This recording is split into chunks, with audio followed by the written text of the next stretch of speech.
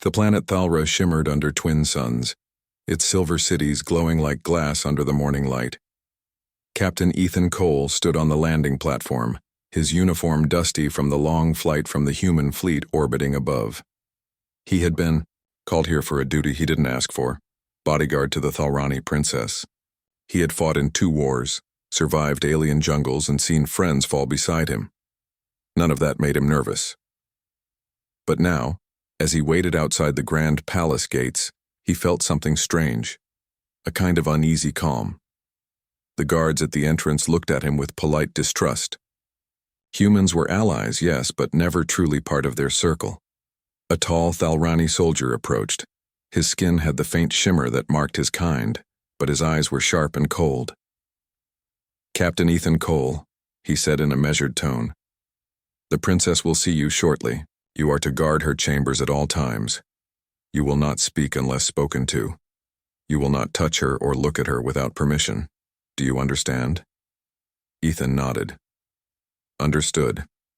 He was led through long crystal halls that hummed faintly with energy. The air smelled faintly of salt and metal. Every step echoed, and he could hear his own heartbeat. The palace was beautiful, perfect even, but it felt empty, lifeless. When they reached the princess's chambers, the guard stopped before a tall silver door. "You will remain outside unless she calls for you," he said again, as if repeating a rule he didn't expect Ethan to follow. Then he turned and left. For hours, Ethan stood at his post. He could hear faint movement inside, soft footsteps, the rustle of cloth, the whisper of someone breathing too quietly. Once he thought he heard a small sound, something like a sigh or a quiet sob, but it stopped quickly. He shifted his weight, adjusting his rifle strap. The corridors were quiet except for the distant hum of palace drones. Outside, through the tall windows, the city lights blinked as dusk fell. Thalra was peaceful on the surface, but Ethan knew the truth. The Syndrax raiders were growing bolder, and the border colonies had already fallen. That was why he had been sent here, to protect the last symbol of Thalrani unity.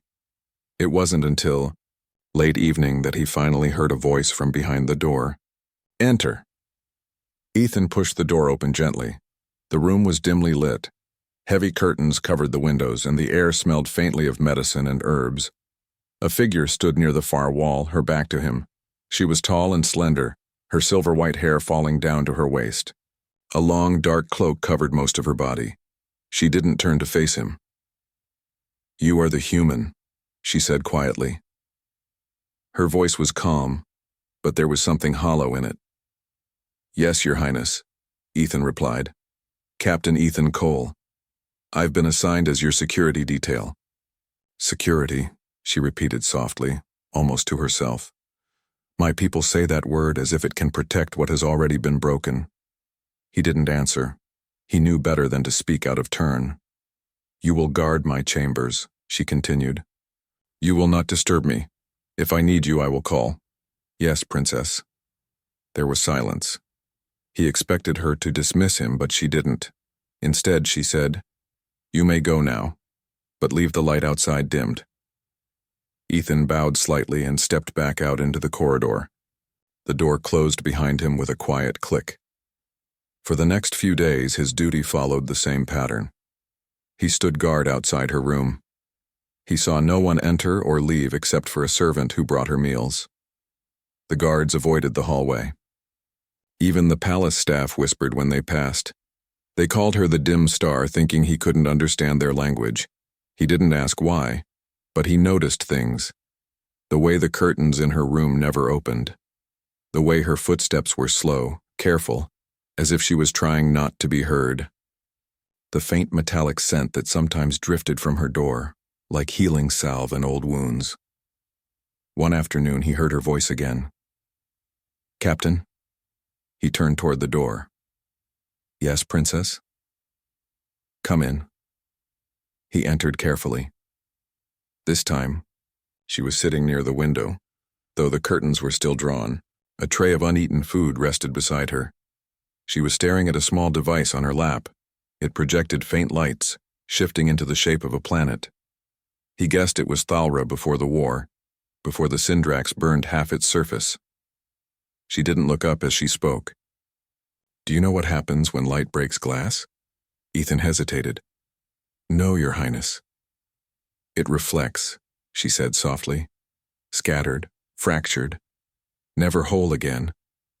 She turned her head slightly, just enough for him to see part of her face under the dim light.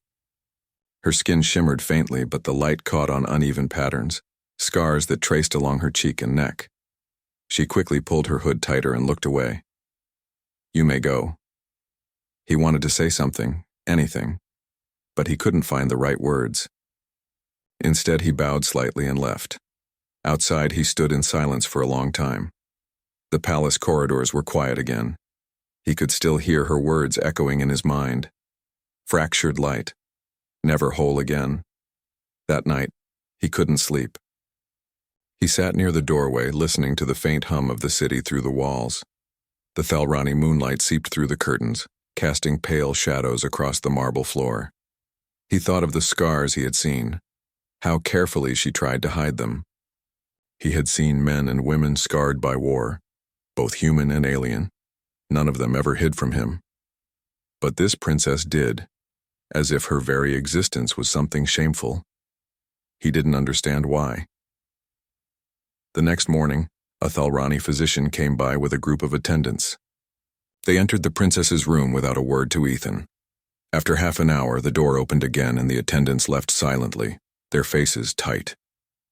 The physician looked at Ethan briefly, then said, "She should not be disturbed." Ethan nodded, but he could see the pity in the man's eyes. Later that evening, as he stood guard again, a voice came from behind the door. "Captain." "Yes, Princess? Do you think humans fear ugliness?" He froze. The question was so sudden, so strange, that it took him a moment to answer. "No, Princess," he said finally. "We fear cruelty, not scars." There was silence on the other side of the door. For a moment he thought she might not respond. Then she said quietly, "You may think differently if you saw me." He didn't know what to say, so he said the truth. "I've seen worse than scars, Princess. I've seen hearts that stop caring." No answer came after that, but he thought he heard something soft, something like a quiet breath, almost a sigh. Days passed again. The palace outside was full of whispers about the growing war. Ships came and went, carrying refugees from the outer systems. Ethan remained at his post, his presence almost invisible to the palace staff. One night, he was called into her room again. She was standing by the window this time, her hood lowered. The curtains were half open, letting in faint blue light from the twin moons. For a moment he saw her clearly. The scars across her face shimmered faintly like silver veins, running down her neck and along her arms. When she realized he could see, she turned sharply away, pulling the cloak over her shoulders. "Don't look at me," she said quickly, her voice trembling slightly. Ethan froze where he stood. "I didn't mean to intrude," he said quietly. "Just don't," she whispered. "They say a Thalrani's light fades when their body breaks. I don't want you to see how dim I've become." He didn't move closer. He didn't leave either. He simply stood near the window, looking out at the city below. "Light doesn't fade," he said after a moment. "Sometimes it just takes longer to shine again." She didn't reply. But she didn't tell him to leave this time either. Minutes passed in silence. Then she said softly, "You may stay, Captain, but don't look at me." So he sat down near the window, his eyes fixed on the distant lights of the city. Neither of them spoke again. The only sound was the faint hum of the night air and the quiet rhythm of two beings, different worlds apart, learning to breathe in the same silence. That night, Ethan realized something he couldn't explain. He wasn't guarding her out of duty anymore. It was something else, something human, something that told him that no matter how far apart their worlds were, pain and hope were still the same language. The next morning began quietly, the way most days did in the Thalrani palace. The light from the twin suns seeped through the high windows, soft and silver. Captain Ethan Cole stood at his post outside Princess Lyra's chamber. He had been there since dawn, silent and still. The corridor was empty except for the hum of the air vents and the soft echo of his own breathing. Inside the room, he could hear movement. It was faint, a drawer opening, the rustle of fabric, the clinking of a glass. Then silence again. The princess rarely left her chamber. She refused to meet the council. She refused to walk among her people. Most said she had changed after the attack, and Ethan believed that. But he also sensed something else, something deeper than fear. After several minutes, the door opened. One of her attendants stepped out carrying a tray with untouched food. She bowed slightly to Ethan but didn't meet his eyes. He noticed the faint glow around her wrists, a symbol of the Thalrani servant's bond to the royal family. The glow flickered briefly when she looked down, and he wondered what kind of pain she saw every day inside that room. He didn't ask questions. He never did. He had been a soldier too long to ask questions he wasn't supposed to. But that didn't mean he didn't care. A few hours later, the door opened again. This time, it was Lyra herself. She wore a long hooded cloak, her face half hidden beneath the shadow of the fabric. Her silver hair spilled down one shoulder, shining faintly in the light.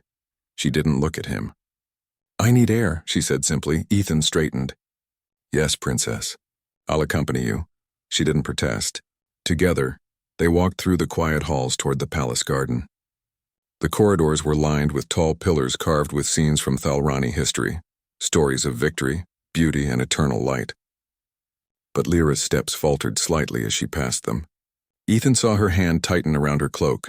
When they reached the garden, the sky above was pale blue. The twin suns warm but gentle. Strange flowers with crystal petals shimmered in the breeze. Lyra stood still, her eyes scanning the horizon as if looking for something she'd lost.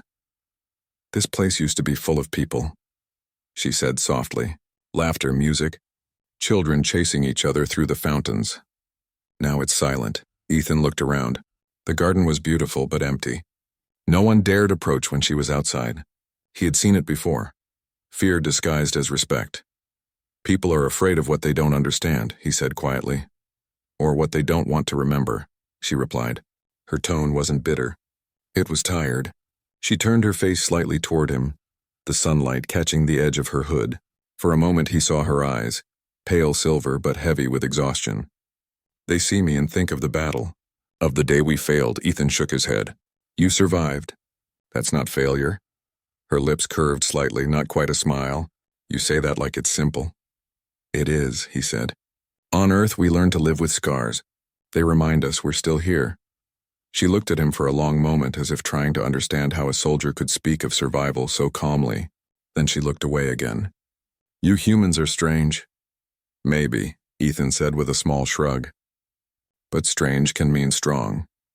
They walked through the garden for a while without speaking. The air was cool, and the soft hum of energy crystals filled the space. A few palace guards stood at a distance watching carefully but keeping away. When a light breeze lifted her hood slightly, Lyra's hand moved quickly to pull it back down. Ethan pretended not to notice. When they returned to her chamber, she stopped near the door and looked at him. "Thank you," she said softly. "For what?" "For walking beside me," she said. "Most turn away." He nodded once. "I don't turn away from people, princess. Especially not from those who still stand after the storm." She didn't reply, but her eyes lingered on him for a few seconds longer before she stepped inside and closed the door. That night, the palace was quieter than usual. Ethan sat near the door, his back against the cold wall. The lights were dimmed and the halls outside were empty. He could hear faint sounds from inside her room, soft footsteps, then the sound of something shattering. He stood immediately and knocked. "Princess?" There was no answer. He pushed the door open slightly. The room was dark except for the faint blue glow of the moon through the curtains. Lyra was standing near the table, pieces of glass at her feet. A small vase lay broken, water spreading across the marble floor. She looked frozen, her hands trembling. "I didn't mean to," she said softly. "It slipped." Ethan stepped closer, careful not to startle her. "It's all right," he said gently. He crouched down and began picking up the larger shards. She turned away. "You shouldn't see this." "See what?" he asked, glancing up. "Me like this," she whispered. "Clumsy, weak." He picked up another piece of glass and placed it on the table. "Everyone drops things," he said simply. "Doesn't make them weak." She didn't respond. Her shoulders were trembling. Then, before he could stop her, she lowered her hood. The scars on her face were clearer now. Thin lines of silver and pale blue ran down her left cheek and across her neck. They glimmered faintly in the low light like cracks in a mirror. Her glow, the natural light of her kind, was uneven, broken in places.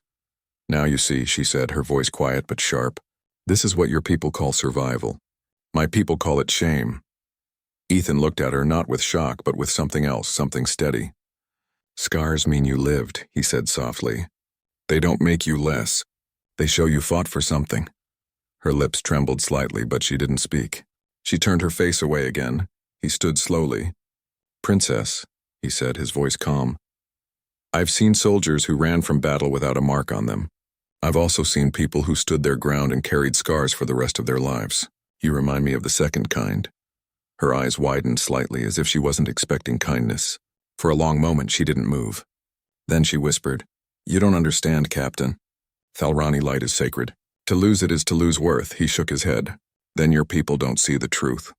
Light isn't only on the outside." She looked down, silent again. After a while, she said quietly, "You may leave." He wanted to say more, but he didn't. He simply bowed his head slightly and stepped out, closing the door behind him. That night, he couldn't sleep. He kept thinking about her words. To lose light is to lose worth. He thought about Earth soldiers, about the ones who came home with missing limbs or faces marked by fire. They had felt the same way once, ashamed of surviving. He realized then that pain, no matter the world, had the same language. The next day passed uneventfully. The palace buzzed with rumors of new raids near the Thalrani border. The council was worried, but no one dared tell the princess. Ethan continued his watch as usual. But now, every time he heard her voice from the other side of the door, he listened differently. That evening, just as he was about to end his shift, her voice came again. "Captain?" "Yes, Princess." "Do you think it's possible to be whole again?" He didn't answer immediately. He stepped closer to the door. "Maybe not the same as before," he said finally. "But maybe something stronger." There was silence for a while. Then she said, "You speak as if you know what that feels like." He gave a small, tired smile, even though she couldn't see it. "I do." The next few days were quiet but different. When she passed him in the hallway, she didn't look away as quickly. Once she even asked him about Earth, what the oceans looked like, what colors the sky took during a storm, what it felt like to stand in the rain. He told her about the gray beaches of California, the smell of salt and iron, the way rain could make a man feel both alive and small. She listened carefully, her expression softening. "I've never seen rain," she said. "We only have light here. Endless, unbroken light." "Maybe that's why your world forgot what healing looks like," he said quietly. "Sometimes you need darkness to remember what light is worth." She didn't speak after that, but her eyes lingered on him again. That night, when she whispered goodnight before closing her door, Ethan realized something had changed. The walls between them were still there, but thinner now. She had let him see her scars, and in return he had let her see that they didn't scare him. And though he didn't know it yet, that small moment of trust would change everything that came after. Because sometimes healing doesn't begin with medicine or magic. It begins when someone simply stays close enough to remind you you're still seen.